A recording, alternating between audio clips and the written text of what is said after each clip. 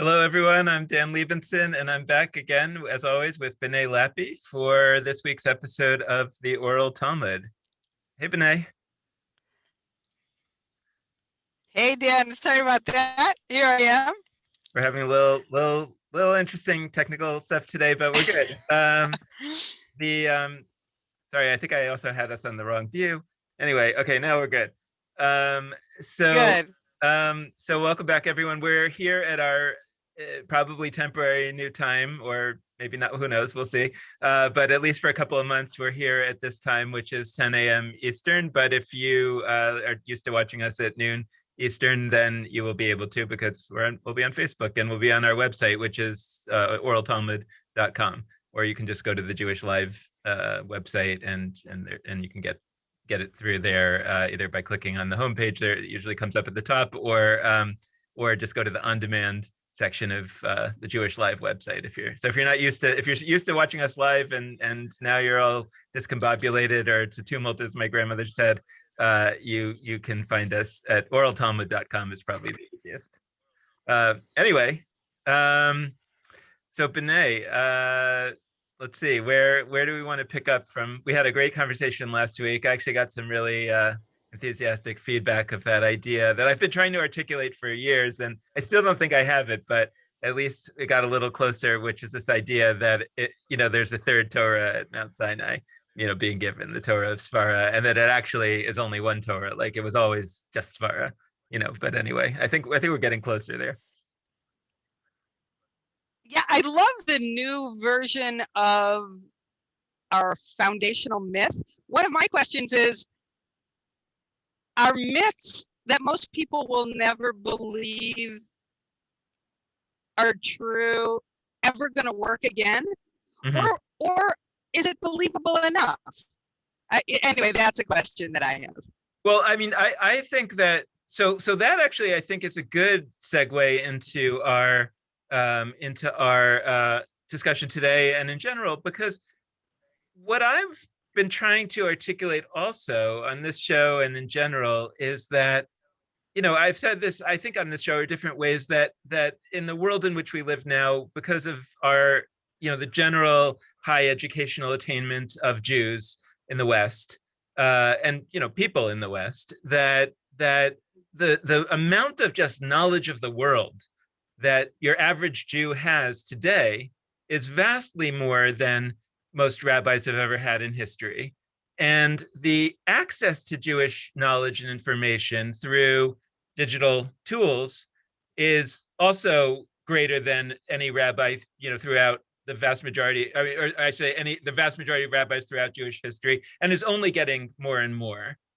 And so there's something still missing. There's some kind of, like learning that we want to, ideally have people to do. We talked about Gamirna and Savirna, the idea that first you would go and get some learning, and then you could come and use your svara, your moral intuition. But in the early days of the Talmud, it was more stark. First, you went to get your learning, and then you could graduate from the learning and come to get your svara, but now I think it's going to be much more of like a spiral.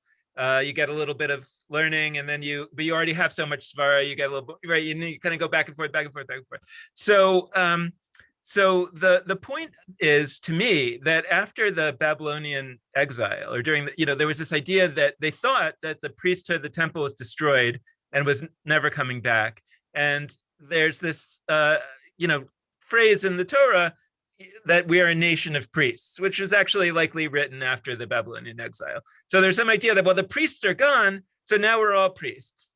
And I'm thinking along the lines of, okay, so the rabbis are not the rabbis anymore. They're not gone. We're talking to one of them. But but now we're a nation of rabbis.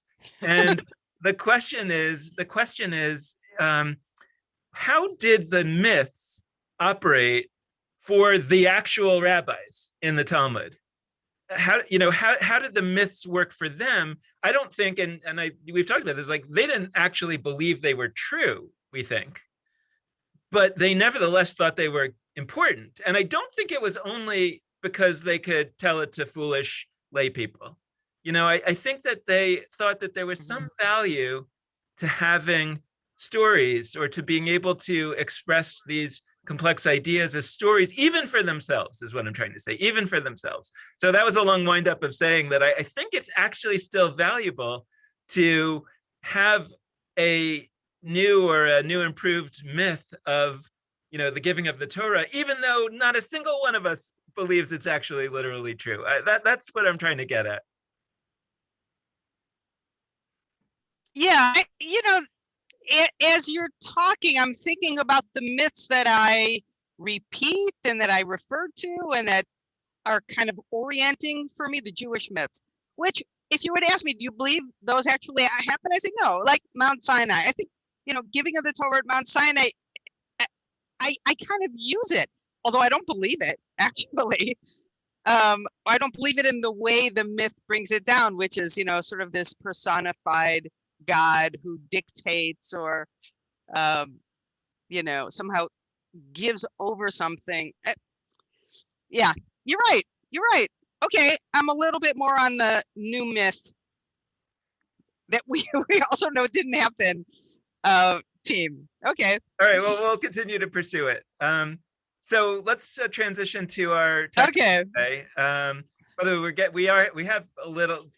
We're doing a little bit of technological sleight of hand here, and we are getting a little bit of a delay. So I'm just letting folks know that, and also you know that, Binay. So we're a little bit on the delay, and sometimes your audio, I think, is fine, but a little choppy. So just letting folks know that we're working out some technical kinks for how for on Binay's end. So we'll but it's good enough. So anyway, Binay, can you set up our text a little bit? Yes, great.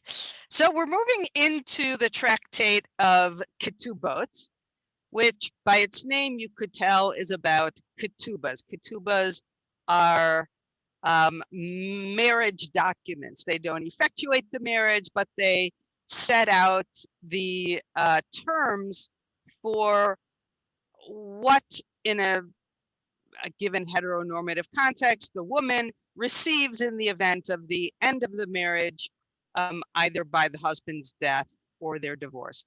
So generally this volume is dealing with marriages, and we're entering into a sugya, a passage that's dealing with the wedding scene and some of the customs that customs and laws and mitzvot that happen in the context of a wedding. And I want to say from the outset that the reason we're jumping from where we were last week to this text this week is that last week we saw how svara and Torah verses as sources of authority and proof and new legislation were operating explicitly. The text named svara as a source, and it named Torah as a source, or Tanakh, the Hebrew Bible more generally. But I'd like to make the claim that svara is operating in the tradition, not only when it is explicitly named, but all the time and everywhere. And what I mean by that is that the moral intuition of the rabbis is pushing how we understand the received tradition and what the Torah says all the time. And it is what is driving the upgrading of the tradition, even when it isn't being named.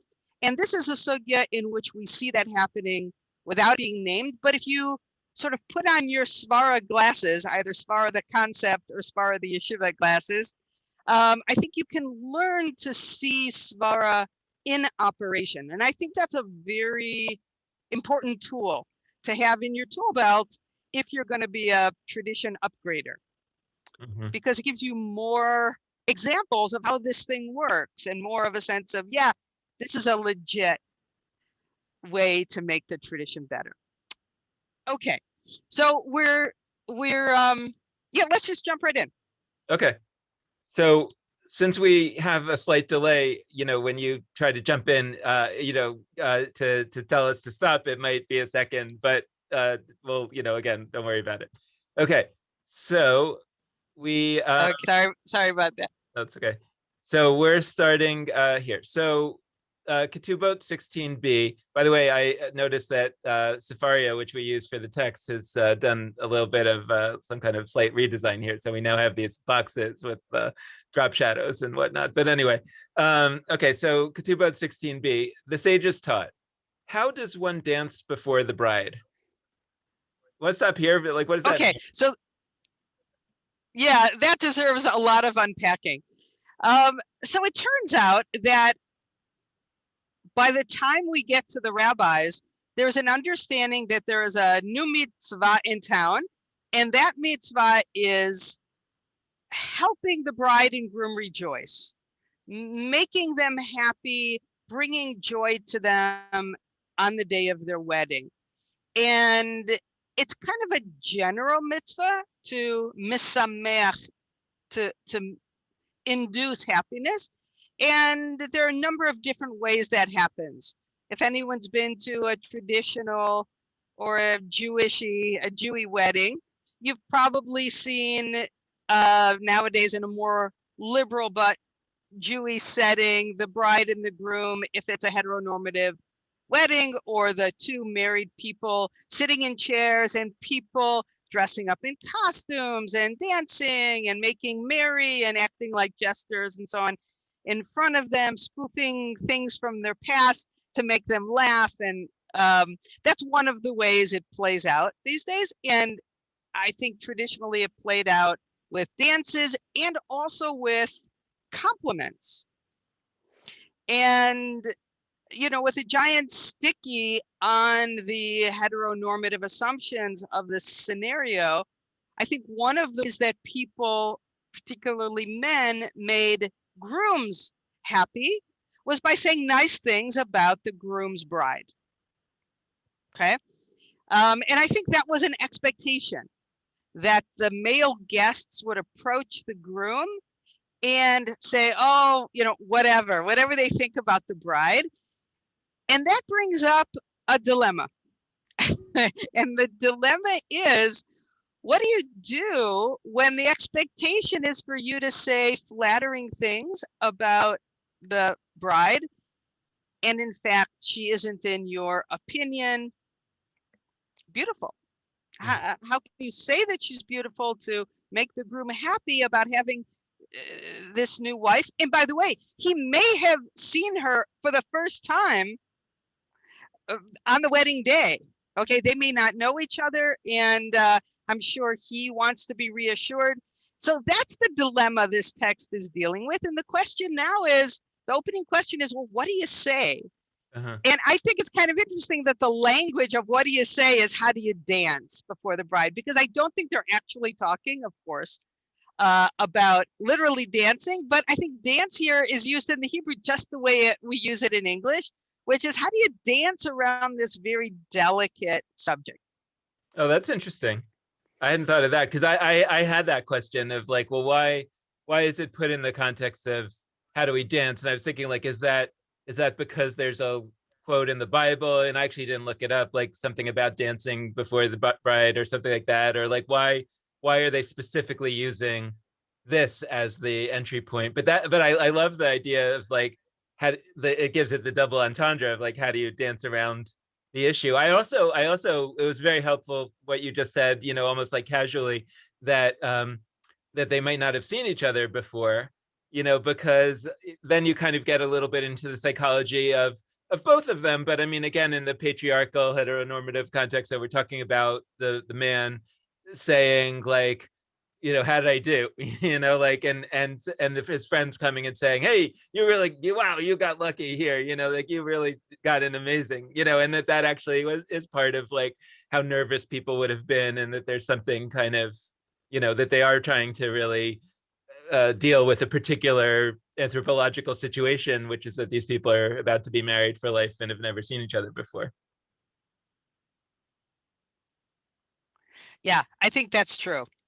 So the question is essentially, what do you say to reassure the husband when he's expecting you to say, oh, your bride is so beautiful, you did good, when you don't think he did. And again, lots of stickies on this assumption that her appearance is like how well he did is about her appearance. That's the assumption of the text, Right. with all of the patriarchal, bullshit Right. behind that. But so let's just name it. Right. And not to minimize that at all, but the other piece is that the friends, also don't know that. So that's the data that they have in front of them at this moment. That is only how she looks. They don't know her personality. They don't know anything about her. It's not to excuse it, but it's just to sort of fully draw the picture here. Great. Okay. Okay, so that's our dilemma, right? Okay, so that's the dilemma. So now we have a classic dispute between the House of Hillel and the House of Shammai. Again, like these are not the actual people, Hillel and Shammai, who are rabbis who lived, sort of around the year zero. But this is their school of thought, basically. Their school of thought. So the school of Shammai says, the bride as she is. So great. Let's talk about that. Yeah. Yeah. So these words, bride as she is, have been long debated. What exactly did Shammai mean when he said, quote unquote, bride as she is? Most likely, I think they meant you call it like it is. You have to say what you really think. And if she's not attractive, that's what you say. You say what you really think about her appearance. Now, the commentators are jumping up and down as soon as they hear Shammai say bride as she is.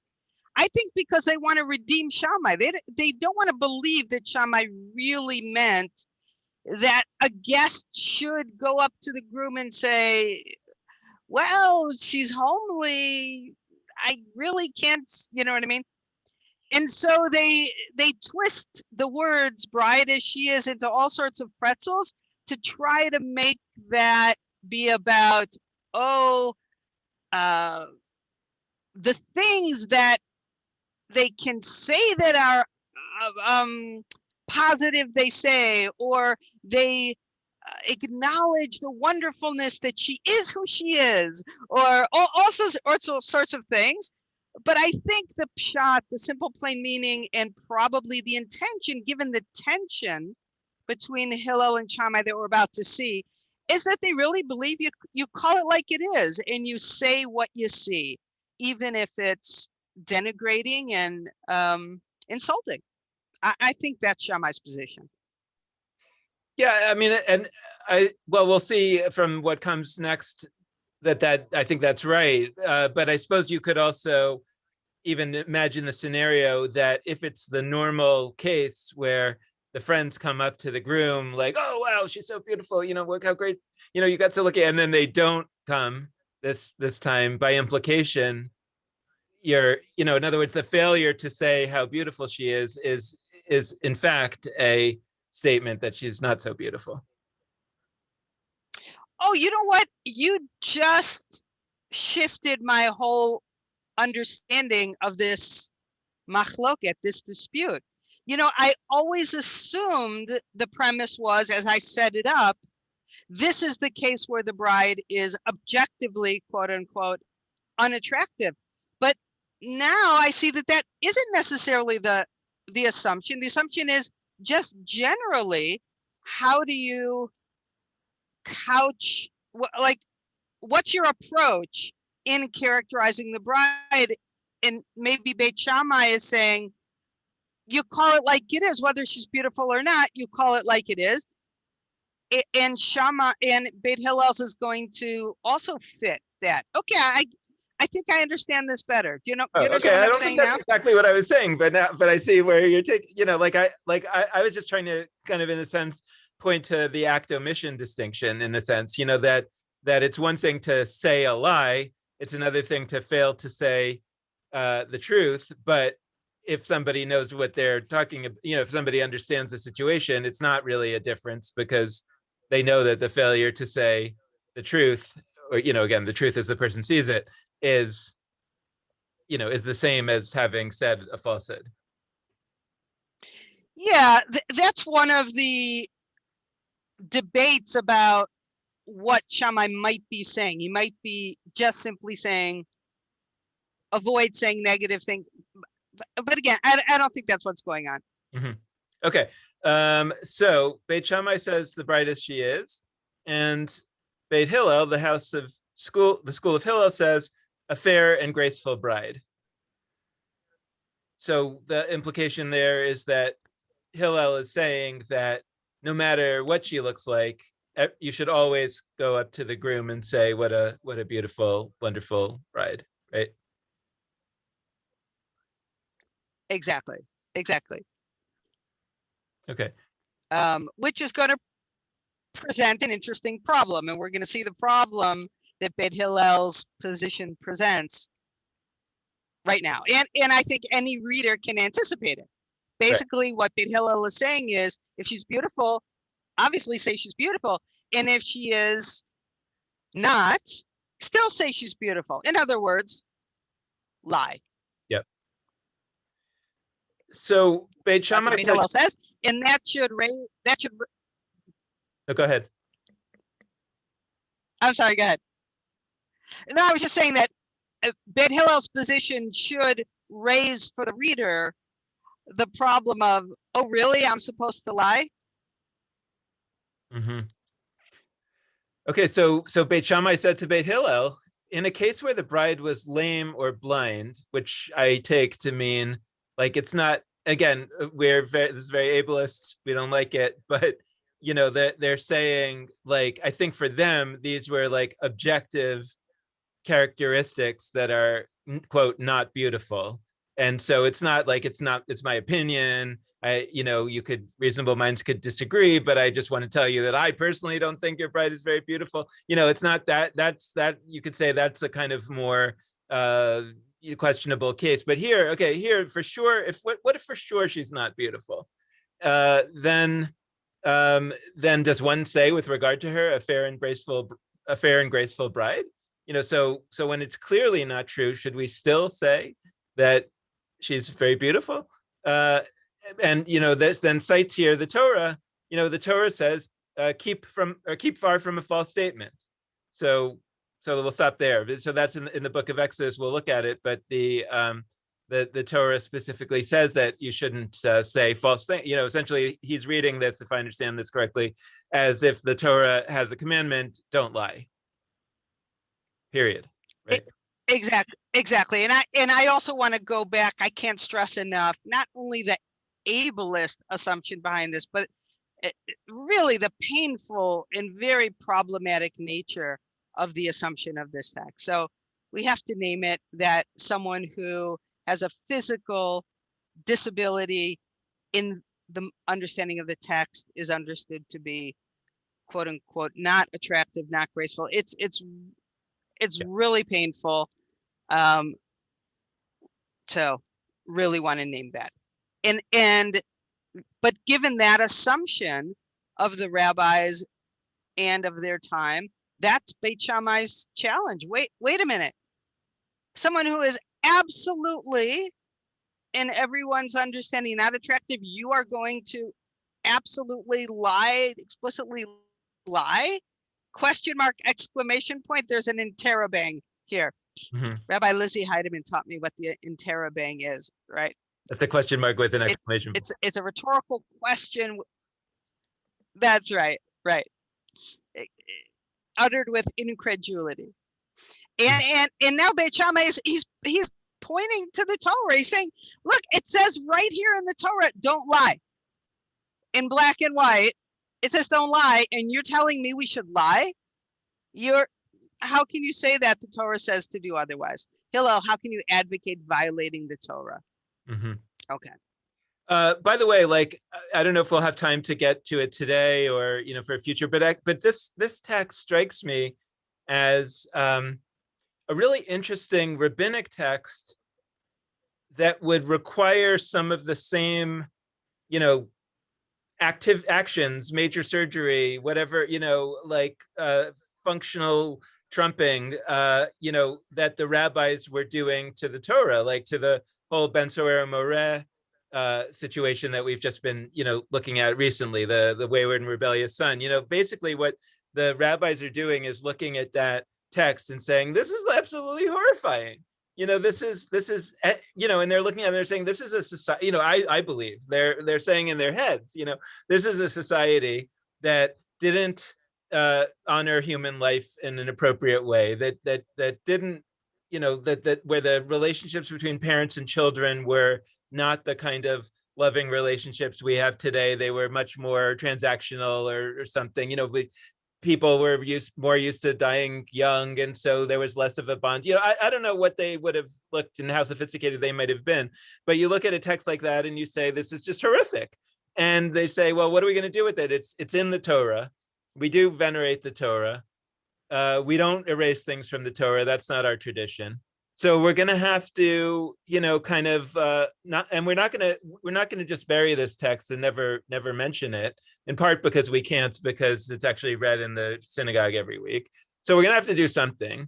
So we got to sort of read it, but read it in a way that kind of, says that we're actually actively and obviously reading this out of existence because it's so horrible. And I look at a text like that, but maybe there's something important in it, that there's still some kind of, lesson to be taken to be applied to less wrong and horrific circumstances. So let's not and if we were to not read it at all, maybe we would miss that. And so is there any way to not throw the baby out with the bathwater? And I'm not necessarily sure that it's the right decision to leave it, and maybe in the next era of Judaism, we would be more willing to, actually erase text. I don't know, but and I don't actually personally, right, in this case, have the disabilities in question, and so I don't want to speak for others. So, but all I can look at this and say, I find this text's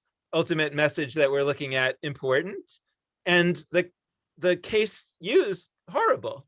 And so the question is kind of, what do we do with that? And is there a way, what would a next Talmud look like using this text? How would you write that text in such a way that acknowledged and condemned the failure to see human beings the way they are, and yet nevertheless there's another layer of wisdom here that's worthy of studying and preserve. So it's a really complicated text. I mean, for me, and I'm sure for people who do have disabilities, for example. Yeah, what you're bringing up for me is the whole question of how we sort of evaluate people and how we talk about them. I've learned over the years that it's just it's probably not okay to be commenting on people's appearance, period. It's like, I struggle with my weight. Mm-hmm. And I used to feel really good when people would say, oh, you look great, you lost weight. And I've come to, not actually want to hear that, because it makes me think, oh, before I lost these 20 pounds, you didn't think I was looking good. And my friends who have an approach to that kind of thing that I really appreciate just never comment at all about my appearance with respect to my weight or anything else. Huh. So, the whole assumption also that the friends of the groom are going to encourage him based on the appearance, of his bride, that in itself is a problem. Okay. Anyway, so, okay, you brought up something totally different for me as you were talking, and that is in the Ben Sorer Moreh, the wayward and rebellious son text, and in many other texts, we see a move of basically out of existence something in the Torah that we find abhorrent. This is a much more subtle way of interacting with the Torah. What's going on here is probably everybody likes the idea of don't lie. Nobody is saying excavate that from the Torah, excavate that from our sense of what our tradition wants of us.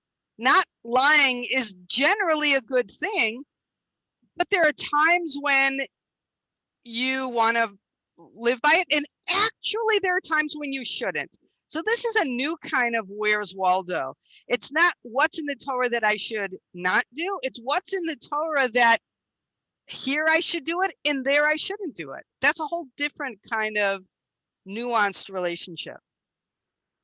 Yeah, and just to like sort of put one more addendum to what I was trying to say, that what in our time, what text would be written in our time, and I'm not talking about by like racists, for sure we know those bad texts, but like what kind of text might we write that would be, that's assuming certain assumptions about the world that in 100 years or 1,000 years somebody would read and say, what idiots, what horrible values these people had, things that we don't even think about, like we don't even, doesn't even occur to us, and like you might have said in a previous time it would be assumptions about a gender binary, and now today we're kind of are much more sensitized, some of us, that, well, we shouldn't really put things in those terms if we realize that we're, whatever, we should try to realize that we're doing it.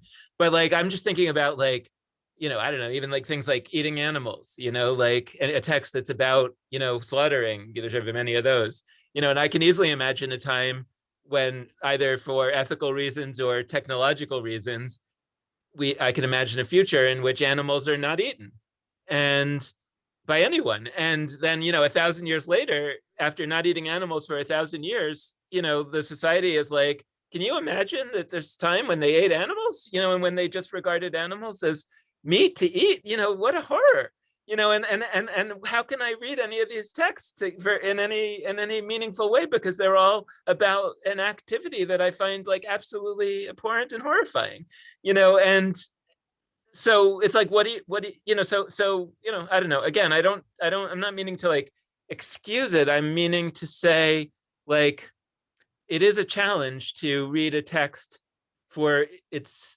values, even like this text where the values are ultimately, I think, positive, that we'll uncover from Hillel, and nevertheless it's the case used is bad. And by the way, maybe that's also another reason to really reinforce what you say often, which is that the Talmud's not about what the Talmud seems to be about. Like, it's not about the cases. The cases are illustrative, but what it's really about is the underlying value. And I guess what I'm trying to get at here is, although it's hard, maybe we can find good underlying values even applied to a case that's horrific, that the authors of the case didn't even realize was horrific. Yeah, I it's never been such a blocking dynamic for me to recognize the misogyny of the rabbis. I get it. I don't expect them not to be misogynist. I never expect them. I don't expect them to be feminist. I don't expect them to be non-patriarchal. Of course they were. Mm-hmm. So, But I think that is a block for a lot of people. I know. This is one of those times when my compartmentalizing brain actually comes in handy, because it lets me like say, okay. No, and I think that, all right. And what I would say though in a case like that, that's interesting, because it's a form of translation, which is something that I've thought a lot about. And it may be that just as a translator is bringing to the table that they speak the other language and can read the other language and then put it into the language that can be read by the person who doesn't speak the original language.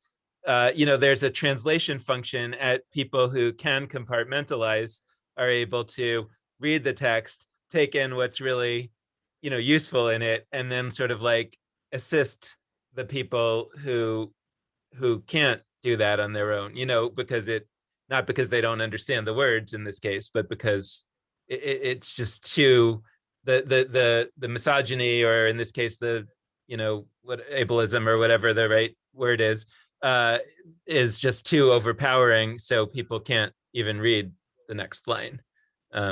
So I think Yeah. your compartmentalizing is a valuable service to the Jews. So thank you. So Yeah, you're welcome. But the central dilemma on top of the problematic assumption is very timely. And who hasn't been in a situation where they're called upon to say something, and if they were truthful, it would hurt someone's feelings? right. And the question is, do I lie, or do I, always tell the truth? And that's what the rabbis are dealing with here on a surface level. Right. The surface rhetoric of the text is dealing with that. So let's just real quick. Go ahead. Yeah, and the position of never tell a lie makes a lot of sense. It's, Shammai's got Torah to back him up, and we should be on the edge of our seats waiting to hear how Hillel is going to come back and trump Torah here, because Shammai's got a good point. Says so right here. Don't lie. So that's a good, just to take a very quick digression, I think, yes and no, right? Because we usually see the Torah being quoted by the Talmud for leniency as the Torah being misquoted, right? We've seen that in many cases up till now. And I think we've said it explicitly. I often say it explicitly when I'm teaching, is like, if the Talmud is quoting the Torah, look up the quote, because don't ever just accept the quote from the Torah, even if you know that quote really well and you think it is actually being quoted properly. It may be quoted properly, but out of context. I mean, look up the quote every time. Look what's on either side of it. Even if you really want to look into a little bit of biblical Hebrew, in other words, does it really say what they say it says? And usually that's in a case where the rabbis are quoting the Torah in order to justify a leniency. Here, Shammai is quoting the Torah to justify a stringency. In other words, something that would, he's sort of using it to justify something kind of harsher. And I would just sort of look at the context here, which is, so we've got a long quote from the Torah. By the way, it is the same chapter of the Torah that in the story of the Avin Avachnai, I think it was episode 3 or something of this show, we looked at where in that story, Rabbi Joshua, I forget if it's Rabbi Joshua or someone explaining Rabbi Joshua, but he's saying that that the Torah says that you should follow the majority. It's not Rabbi Joshua. I think it's just the Talmud or someone commenting, and the whole thing that that the majority of rabbis believed that the oven, could become impure, and we go by the Torah, which says follow the majority. And we looked it up at that time, and it actually said don't follow the majority. It said don't follow the majority to do a bad thing, and you could say by implication that means you should follow the majority to do a good thing, but it doesn't say that. And actually, the quote was effectively ... follow the majority, where the ... was don't. Or the square brackets was don't, so this is exactly the same part of the Torah, and it's really the same. It's the same. Is it the same verse? Not sure, but I don't think so. So, oh no, it's a few verses later. So, follow the majority is. Here it's a little bit of a different translation, but you shall not side with the mighty. That means that's also translated as the majority to do wrong. So here's the not, the neither. Anyway, we translated it differently last time, but but a few verses later we have keep far from a false statement. So that's what's being quoted here. And this what we're translating here as statement is davar. Sometimes it's translated as matter. But there's the Aseret HaDibrot, the 10 what we call the 10 commandments, but it's really like the 10 statements. So I translate it as statement here. And part of the reason I also translated it as a false statement is because the context here is basically in a court. These are mostly talking about court cases. So you shouldn't side with them. You shouldn't give false testimony. You shouldn't show deference to a poor man in his dispute. You shouldn't subvert the rights of the needy in their disputes. Keep far from a false statement. Do not bring death onto those who are innocent and in the right. Right. So these are basically legal. This is in the context of kind of legal proceedings. So I thought false statement made sense as a translation there because that generally gives us a sense of legal proceedings. So all that's to say that here we're talking about, how nice should you be to a bride or, a groom on their wedding day. And the proof text that you should say the truth is this quote, you shouldn't give a false statement. It's kind of like quoting the Constitution, saying, you have a right to be free of cruel and unusual punishment. So it would be cruel and unusual to tell a bride that she's not beautiful on her wedding. It's like, that has nothing to do with it. That's about court cases. So anyway, and that could have been Hillel's response, but it's not. Exactly. Okay, so let's look at what Hillel's response actually is. So Beit Hillel said to Beit Shammai, according to your statement, with regard to one who acquired an inferior acquisition from the market. So here's another offensive analogy. But if somebody absolutely right, so if somebody goes to the market to get some stuff, I don't know, maybe like a sheep or probably an animal or something, you got something from the market and it's not very good quality. Would you come? Would you praise it? It's a garish Hawaiian shirt. Okay. Yeah. So somebody is beautiful. They're so proud. They love their shirt, their dress, whatever it is. They got this thing, and you think it's just ugly. Should we praise it in his eyes or denigrate it in his eyes? You must say that we should praise it in his eyes. So what Hillel is saying here is that the analogy, like I guess what I would understand this is like even in a less serious case, like somebody just was buying a new shirt, you wouldn't come up to somebody who's buying a new shirt and tell them, "Oh, what a horrible shirt." You would say like, "Oh, that looks lovely," and so all the more so if it was a bride. Is that how you read that? Yeah, I'm not sure if it's an all the more so. I think it's more like Beit Hillel saying, "Come on, you know as I do how we all behave." Hillel saying, you know that this is kind of the way of the world. You do this just as much as we do. If your friend buys something that's really awful, you don't say to that friend, Hawaiian shirt it is. By the way, I don't want to be bagging on Hawaiian shirts. I love Hawaiian shirts. I'm just trying to, evoke something that someone would find unattractive. Maybe, I don't know. So you know as well as I do that if someone buys an Edsel, you don't say, you got so ripped off. Fantastic Edsel. Drive it in good health. That was an old car. It was known to be a lemon. Okay. Metaphor upon metaphor upon metaphor. In any case, Hillel, this is where you put on your Svara glasses. And you say to yourself, what's Hillel's argument that Hillel thinks trumps Torah? And the argument that Hillel brings that they assume trumps Torah is, this is what we do. You know that in your kishkis. You know what we do. You know what the empathic, sensitive thing to do is. You do it all the time. Just like when your friend buys a ridiculous thing in the market, you say, great, yeah, you got a great buy. Okay.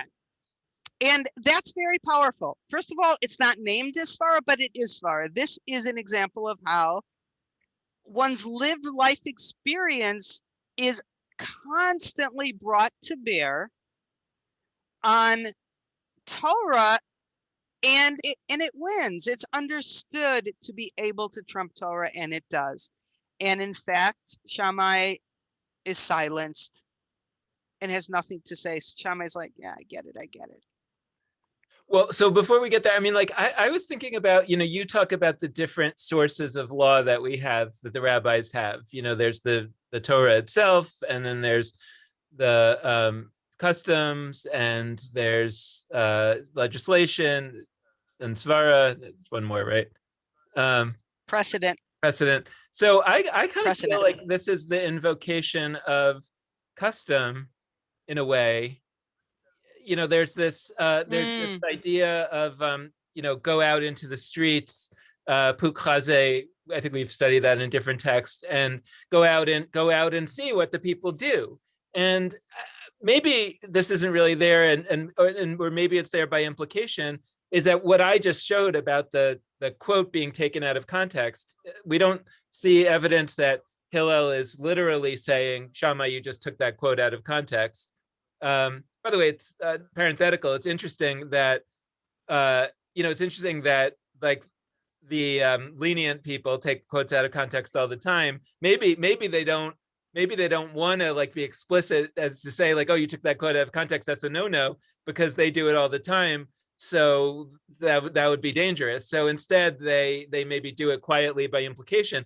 But part of the way that I read this here is Hillel saying like, that can't be what that statement in the Torah means. It can't mean don't ever say anything false, because just go out into the street and see. Everybody everywhere is constantly saying, there's a word for that, I think, like a nice like a white lie, like kind of where that's part of the nature of human discourse, is to say these little kind of white lies all the time about, that's what kind of makes it possible to live. And so it does say don't make a false statement, but that can't mean never ever ever say anything that is not true with in a factual, right, or however we would say that can't be. So in a sense, he's using custom or the actual behavior of people as an interpretive device to limit the meaning of the word in the Torah. Absolutely. I really appreciate you raising the possibility that this is really minhag or custom rather than svara, because over the years I've come to realize that minhag, custom, is actually what drives svara. Minhag is like the unofficial svara people, which because they're not learned, can't actually be named svara and brought to bear to trump Torah, but the rabbis can. Mm-hmm. But it's really the behavior of the people out of their sort of human svara, even if uneducated svara, which is extraordinarily powerful and probably is the source of svara. Right. There's a statement in the Talmud, I believe, that you should not legislate a piece of legislation that the people can't live up to. Right, something like that. And so it feels like, on the one hand, we don't believe that everything that the people do is.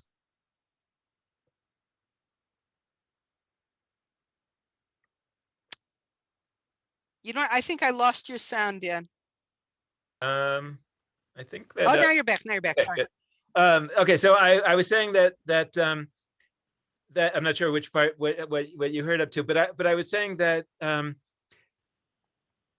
that it can't be the case that whatever the people do is right, that it shows this like the deepest of svara, the people, which I sort of believe. I mean, I think that there's something to be said about the idea. I mean, I'm not sure exactly how to define this rule, but there's something to be said about the fact that if something is a widespread custom, the way that people just live in the world, that's showing some deep svara. It's almost like an evolutionary selection of svara, right? It says like, this is how we've learned to live in the world. Like when somebody has an ugly shirt, unless it's your, child, and you're still like teaching, you're done, oh, what a nice shirt, like this is like something that, since that is so common, that must be like what we've learned evolutionarily is the way to live in human society. Otherwise, you would have so much friction that it would explode, right? And yet, of course, that has some limitation at some point. But all things being equal, it's a very relevant input to this question of like, what does our moral intuition or moral reasoning lead us to believe is right?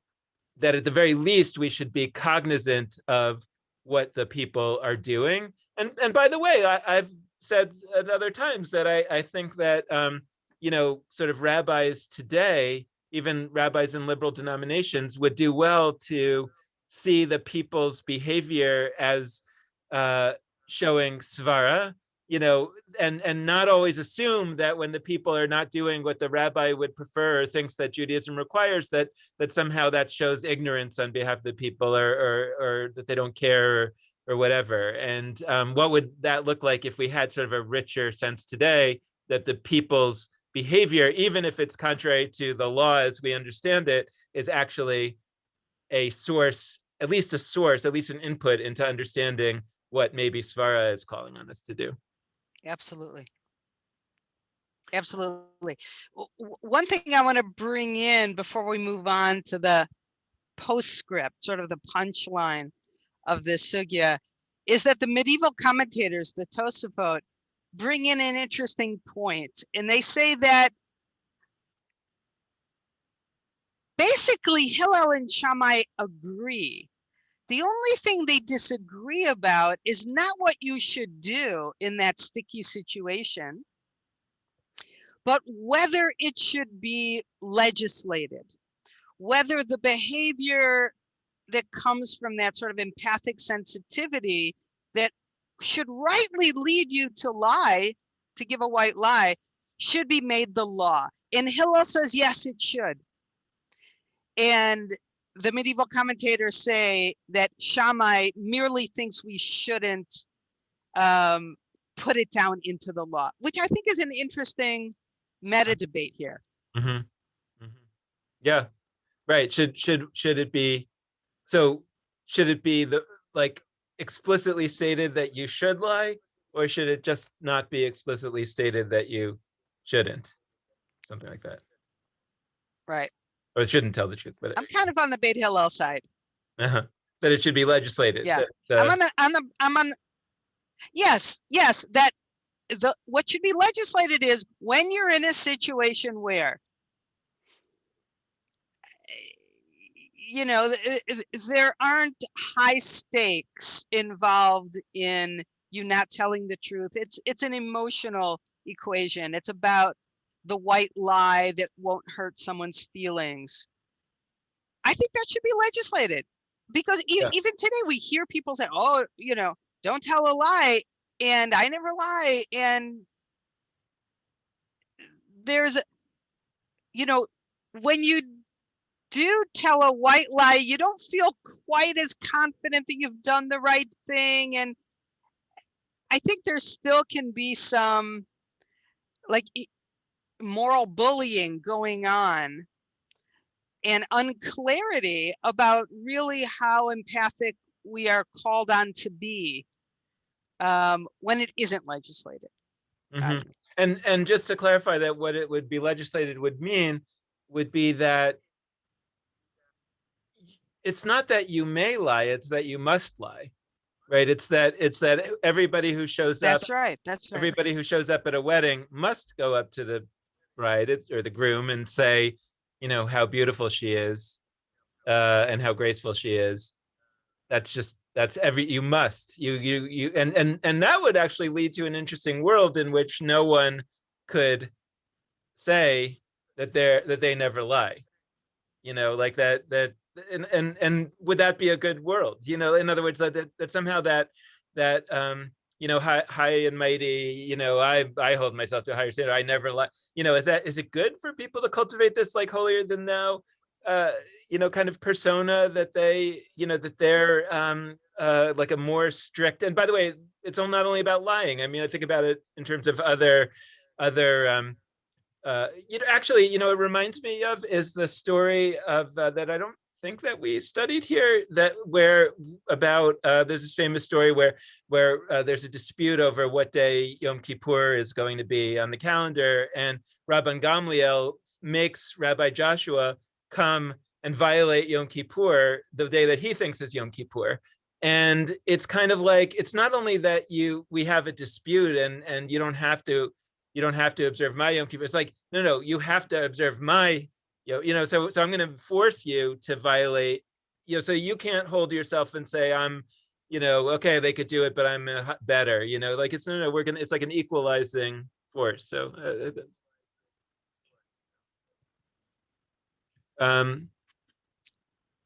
okay, so all right, should we go to the last line? yeah, so let's go to the last line. So the addendum here, the Talmud, the narrator says, from here, the sages said, based on this, right, a person's mind should be intertwined with others. We had a little bit of translation question on this. So just for those who do know the Aramaic or Hebrew, it's Mikan amru chachamim la'olam tehei da'ato shel adam me'orevet im habriot. So so just to be clear where that is. So from here, said the sages, forever, always, will be the mind of a man intermixed or intermingled or mixed up with the briot, which could be with creation, with others, with other creatures. So we translated it as a person's mind should be intertwined with others. And there was some question, I think, if there should be others apostrophe. This is, yeah. I think this is such a beautiful line. And I think the rabbis are bringing it in here because it was probably a saying that was common at the time. And they're bringing it in to say, this is what we mean. This is the kind of situation where we're supposed to invoke that saying, that idea, that we're meant to be profoundly, deeply, intimately, radically empathic with one another. My understanding should be influenced by what I know is in your mind. What's in my mind to do, what I think is either the right thing to do or what my estimation of a bride or someone is. Before I open my mouth, I need to get into your head and I need to get into your heart and I need to understand how this is going to land for you.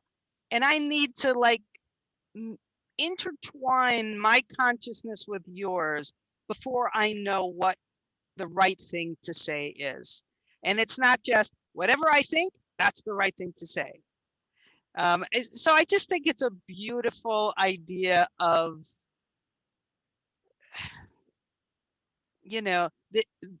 this is what you need to be like before you can know what's right to do. You have to really be empathically connected to other people. Then when you know where they are, what they need, and how something is going to sit with them, then you can decide how it's right to speak with them.